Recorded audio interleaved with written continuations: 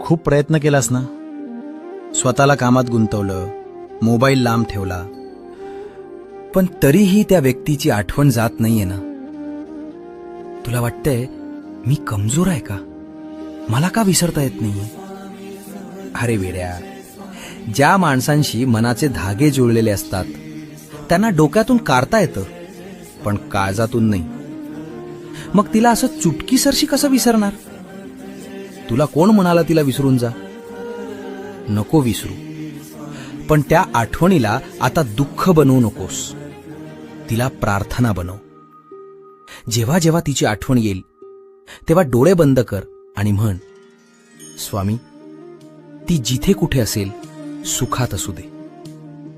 लक्षात ठेव, तुझा आणि तिचा संवाद तुटला असेल, पण माझा आणि तिचा संपर्क अजूनही तुटलेला नाही.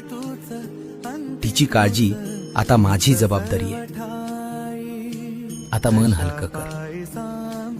ज्या गोष्टी तुझ्या हातात नाहीत त्या माझ्या हातात आहेत. मी आहे ना, भिवू नकोस.